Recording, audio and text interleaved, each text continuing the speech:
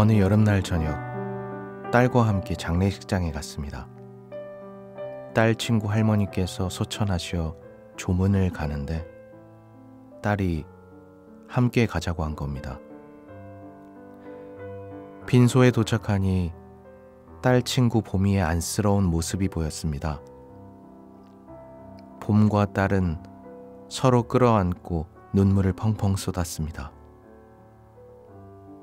봄은 할머니와 함께 살고 있었는데 할머니가 갑자기 췌장암 말기 진단을 받더니 항암 치료 끝에 돌아가시고 만 겁니다. 봄은 할머니의 모습을 마지막까지 곁에서 지켜본 이야기를 했고 그때 제 귀에 환청이 들려왔습니다.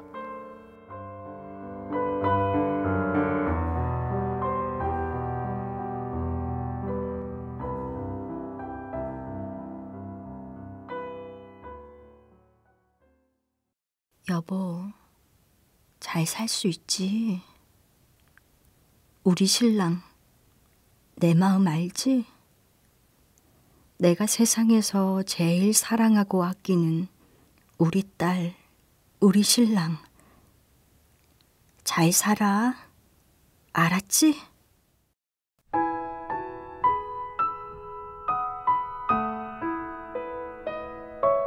온몸에 피가 터져나가는 것 같아 빈소를 뛰쳐나왔고 분에 못 이겨 손과 발이 부들부들 떨렸습니다.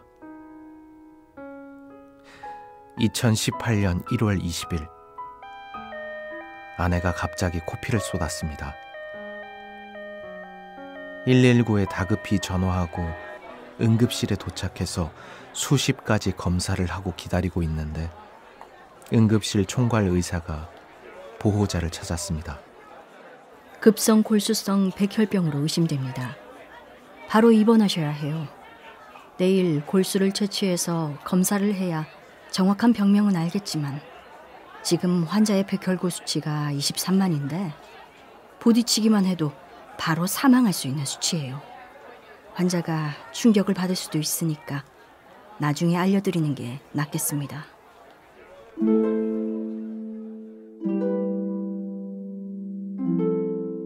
병실로 돌아오니 아내가 묻더군요.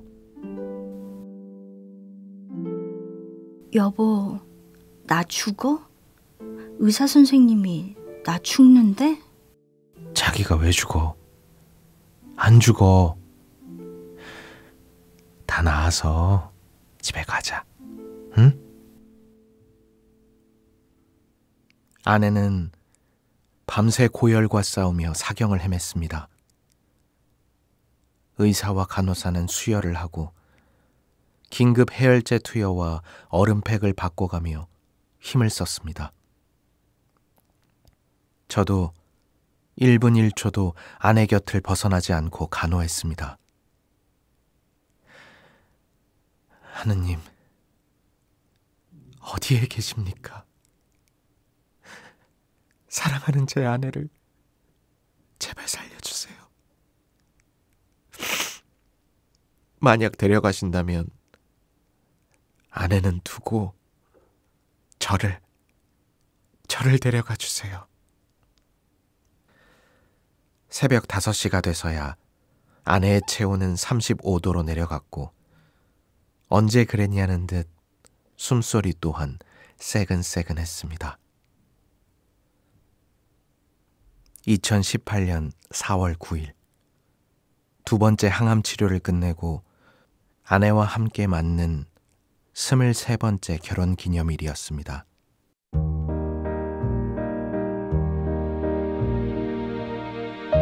저는 용돈을 모아 마련한 현금 100만 원과 부드러운 목도리, 양말을, 딸은 따뜻한 털 외투와 칫솔 살균기, 장갑을 깜짝 선물로 준비했습니다.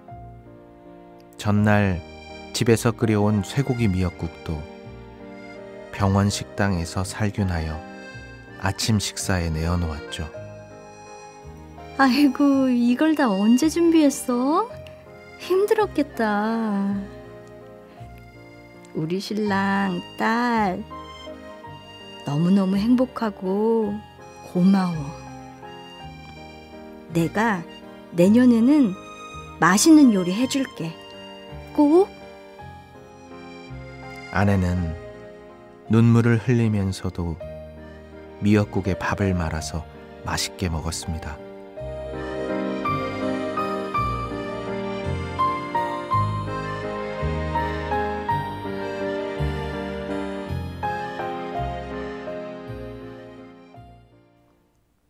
(7년) 전의 일이었습니다.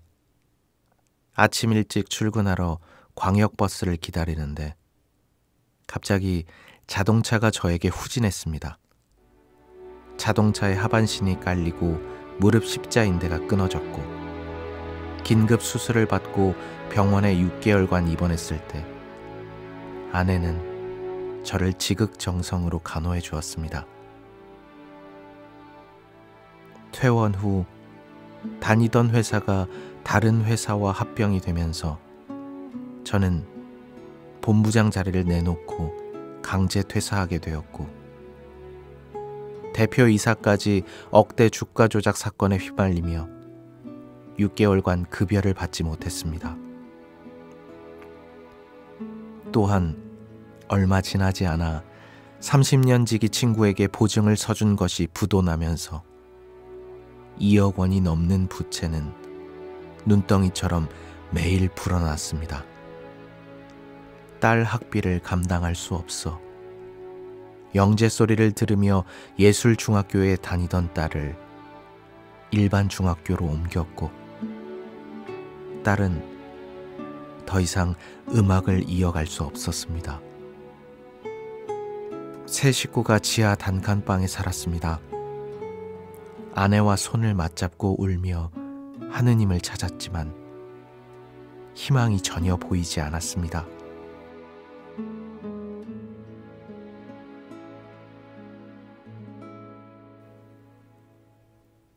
그러던 어느 날 정말 딱 한 번만 버텨보자며 개인 파산 및 면책을 법원에 신청했습니다. 법원으로부터 파산 결정과 면책 결정을 함께 받던 날, 그리고 몇 년 후 모든 부채에서 벗어나던 날, 언제나 내 곁엔 아내와 딸이 있었습니다.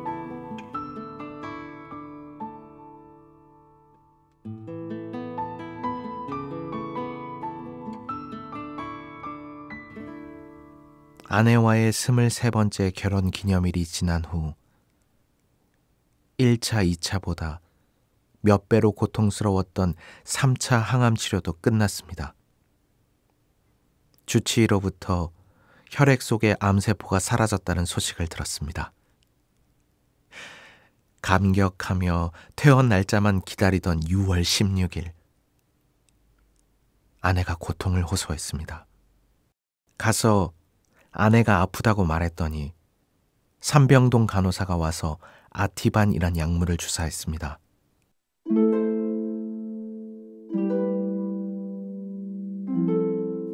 그러자 아내는 갑자기 정신을 잃고 헛소리를 하며 온몸을 가누지 못했습니다.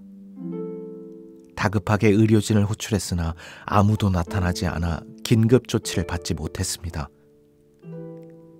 아내는 정신을 차리지 못하다가 결국 3일 만에 하늘로 올라갔습니다. 이후 나의 시간은 제자리에 멈춰버렸습니다. 대학병원은 사과 한마디 없었고 중요 의료 기록도 이런저런 이유로 내주지 않았습니다. 아내의 억울함을 풀지 못한 채 장례를 마쳤습니다.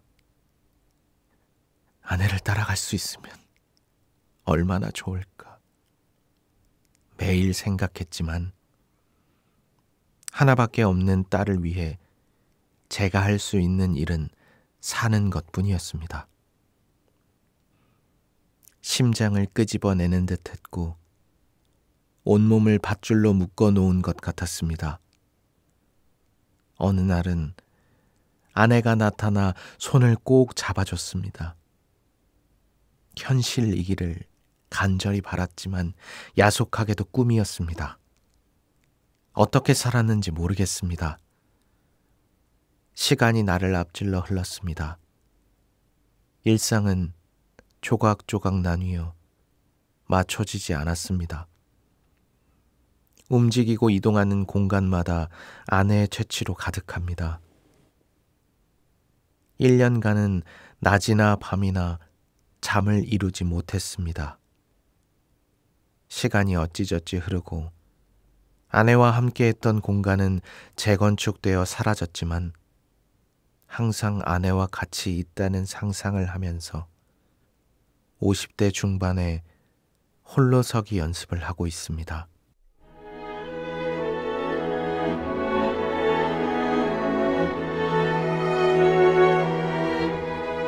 이젠 하나밖에 없는 딸이 아프기라도 할까봐 걱정입니다. 외출하는 딸에게 매일 말합니다. 코로나 시기에 몸 조심해. 정말 조심해야 한다. 비록 아내를 볼 수도 손잡을 수도 없지만 그런 세상이라도 살아있음에 감사합니다. 그렇게 하루하루 삶을 사랑하려 합니다.